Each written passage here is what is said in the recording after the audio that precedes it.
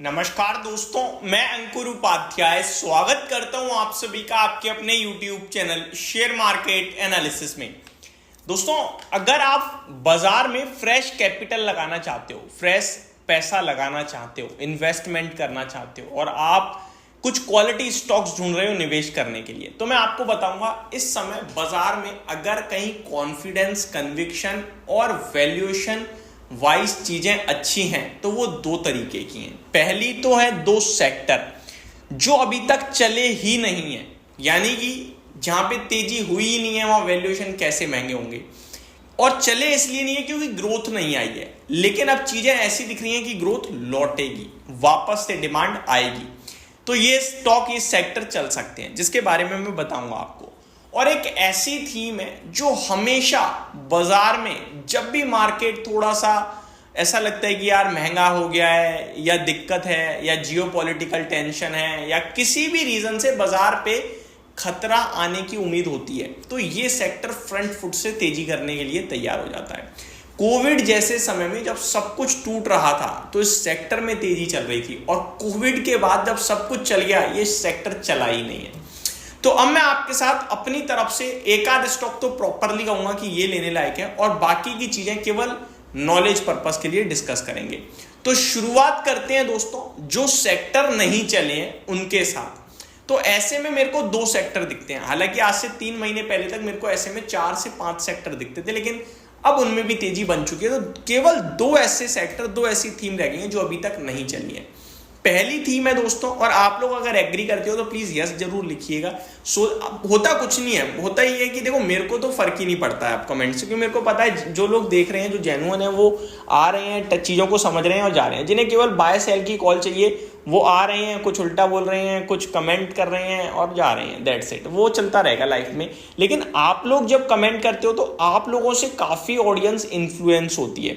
आप अगर मुझे ट्रोल करोगे, मेरे लिए उल्टा बोलोगे, देन डेफिनेटली आप नोटिस करोगे कि उस वीडियो में आपके सपोर्ट में काफी लोग आ जाएंगे, और अगर आप लोग सपोर्ट करोगे चीजों को तो आपके सपोर्ट में आएंगे, जिससे कि लोगों को सही गाइडेंस मिल पाएगी।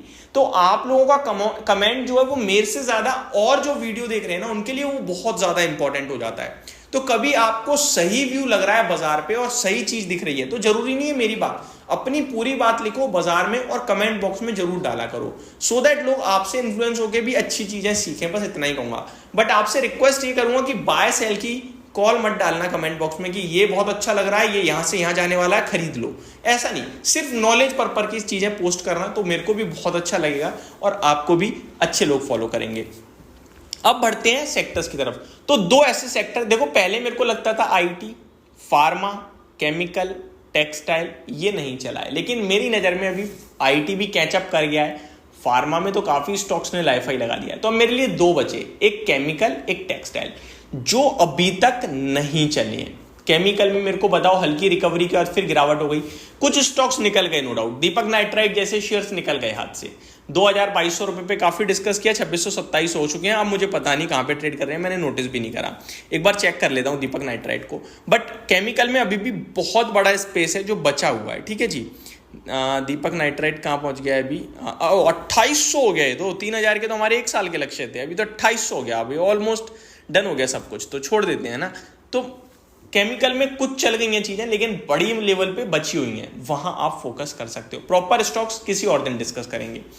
दूसरी थीम है टेक्सटाइल। टेक्सटाइल में आप देखो 1300 वाला लक्स इंडस्ट्रीज 1800 हो गया देखते ही देखते, पता नहीं चलने दिया, और इसके लाइफाई 4 साढ़े 4,000 के हैं। तो मैं ये लेने के लिए बोल रही है, एग्जांपल दे रहा हूं कि धीरे धीरे चलना शुरू हो रहे हैं, और इनकी बड़ी कमाई ना आउटसाइड इंडिया आती है दोस्तों, और आउटसाइड इंडिया ग्रोथ आ रही है क्योंकि रेट कट होने लगे हैं कुछ कुछ जगह।